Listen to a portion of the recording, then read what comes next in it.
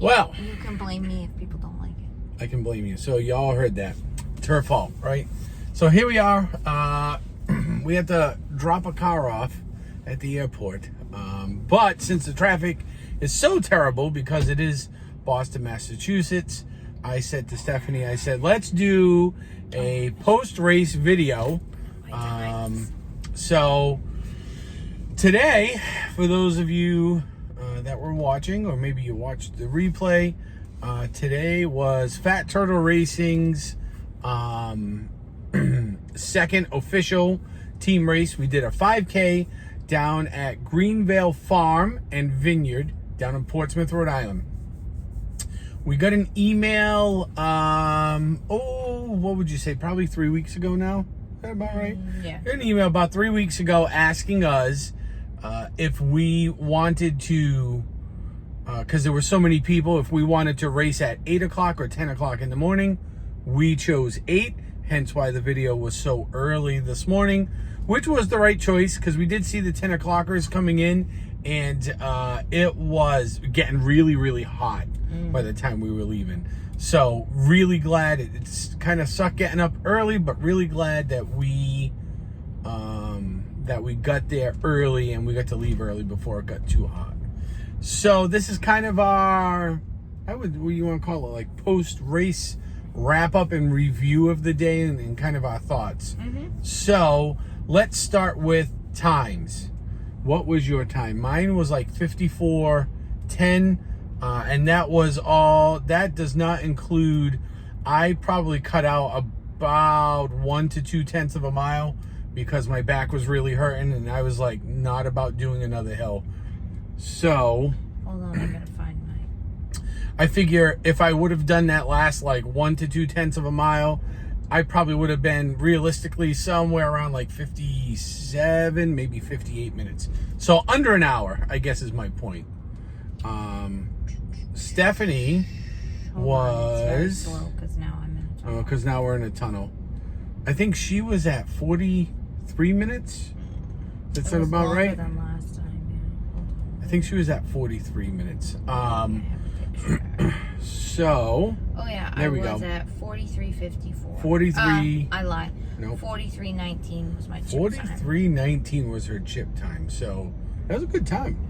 Yeah. All things considered, what did you think of the weather? Hot. It was warm at the end. I didn't, to be honest with you, the weather didn't bother me as much as our first one. I didn't mind the humidity. It was okay to breathe. I mean, it was hot. We're running and sweaty, but I didn't find it to be terrible. It was better than the last one. It was way better than the last one. So, not terrible. What did you think of the location itself? Like the farm and the vineyard? Like just as a location. It was very nice. It is very nice, right? So I had said several times after we were done that I thought that I would like to go back there. Like, I'm not a big wine drinker. Once the camera went off, I tried maybe dibba-dabbering into like a wine and trying like a blank or something like that. And it was good. You can all go back and watch the video and watch me, try it. What did you think of it was like a Savani blank or something like I that, have no right? idea because I couldn't see the bottle they just handed me. Yeah, and it was only a little bit, so I would say I was a little disappointed. I was really looking for probably like not a full glass, obviously, because with wine you never pour a full glass, right? But I was looking for like a half cup, and they literally gave you like a mouthful. So that was a big disappointment. It was also 9 o'clock in the morning. It was, but still, for $45, you probally should have got like a half a glass of I think wine. it was 30. Well, we registered may early, so it have was paid 30. 35. Yeah. We saved 10 or something like that, Something right? like that because we registered early. And now the really big question, and I think I know the answer to this, is what did you think of the actual race course? I thought it sucked, plain and simple. No, it was hard. It was a lot of uphill, and it was a lot of uphill in grass. I think I only ran on pavement for half a mile. If that, I think you're being generous. I would agree. And it was just a lot of grass. And we have been training hills, like, because we knew it had elevation. Yeah, we have. But I didn't realize, I guess I realized, but it was the the grass that really And got I me. think Lindsay brought up a good point, was that, you know... slippery grass, too. Well, I didn't find it slippery, I but there was no energy return, right? So, remember, like, going back a while, I did a video about the new shoes I got, the new running shoes. They inherently have, like, some sort of energy return. So when you step, I don't want to say they're springy, but there is some sort of, like, lifting you, helping you get back up and off your heel. That energy return was non-existent. I thought you were gonna mention, like, the fact that I always say, like, for every up there's a down, right? So, like, I'm gonna get up this hill, but I'm gonna get some relief on the down. During this, I just felt like I felt there was no up. Yeah, there was no relief. Even on the downhill, there was no relief, because I didn't find the downhills to be really like what you would think downhill, right? So when we went uphill, the uphill was like up. But when you went downhill, it wasn't the exact same opposite. No. It was so gradual that you almost got no relief. So there was 2 downhills that I remember, like, made a mark in my brain in regards to it. One of them was the grassy downhill. There was one that was really, the grass was really tall. Yep. And the co-producer and I both talked about feeling like you were gonna slip because you're going downhill fairly steep, and then the grass is wet and you're trying to not fall on your butt. And the second downhill was when I noticed drastically how much of a difference the terrain made in my pace, because I was watching my pace as I was running through the fields. Are they fields? What are they in? Vineyards? Yeah, vineyards. Fields, I'd call it a field, sure. I was watching my pace because it was hard.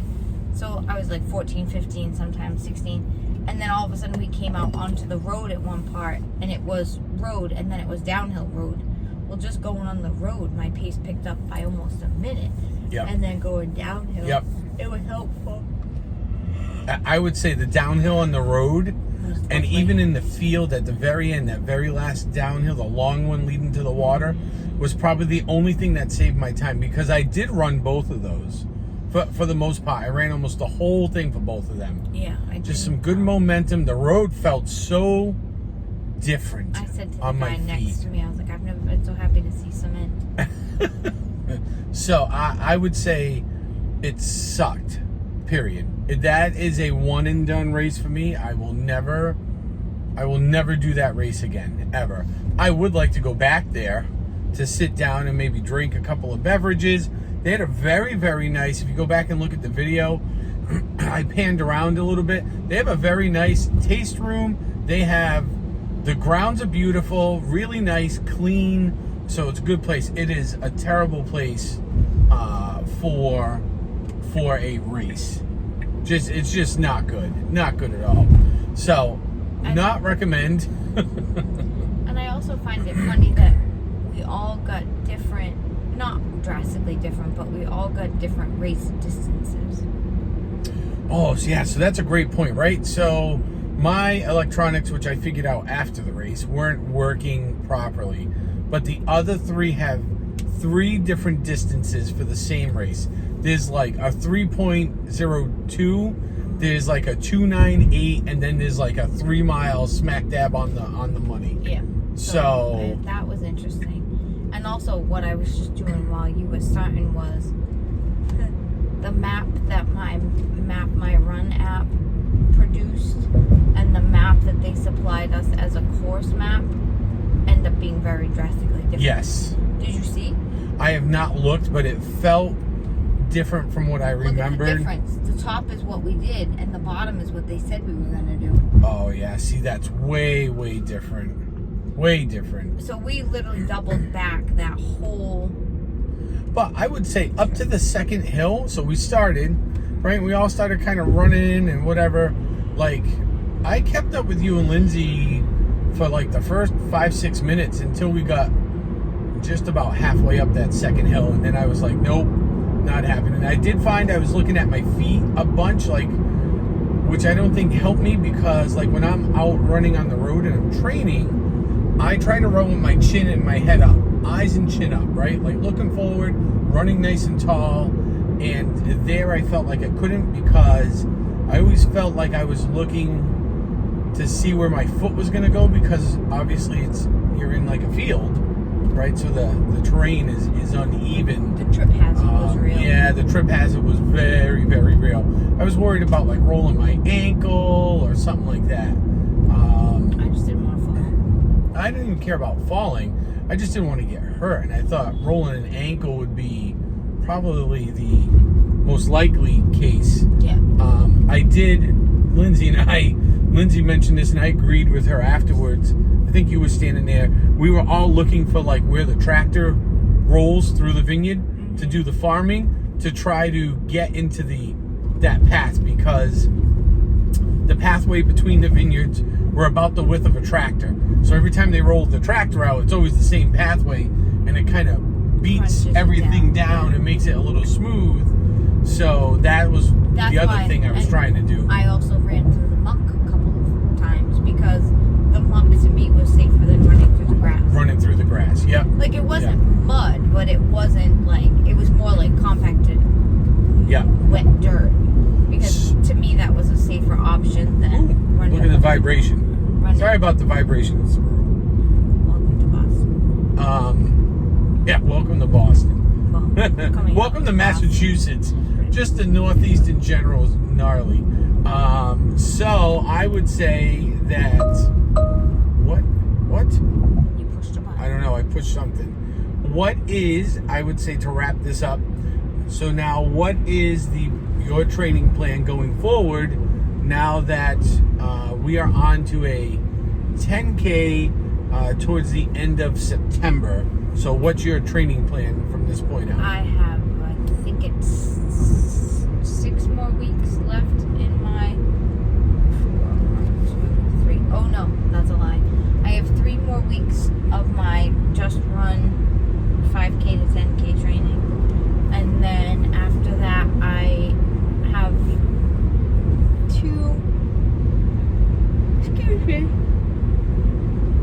training things I'm debating between, which was I printed the Disney half training from Galloway, which basically is just telling you 30-minute run, 30-minute run, long run, magic mile, blah blah.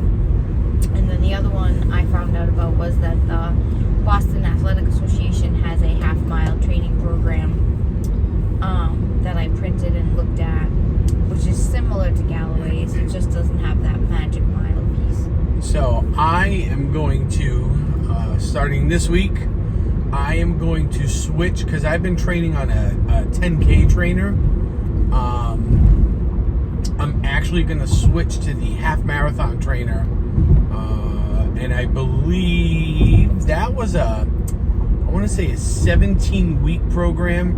And if you look on the app, it is the Galloway system. It's actually 19 weeks, but they give you 2 weeks post-race to do like a running wind down. So essentially it's like a 17-week program. And as of, I think it's like week 6 is when you start to run 6 miles a day on your long run. So I figure if I do that now, 6 weeks from now puts me a couple weeks shy of our first 10K. So that'll be a good goal to have. So that's my goal going forward, is now, and it's the summertime and we like to enjoy ourselves, but I'm going to start eating just a little bit cleaner of a diet. Not that I really haven't been drinking much alcohol. My diet's been okay. I don't think we've been eating terrible, but I'm really going to try to buckle up on it and switch to the Galloway app and use the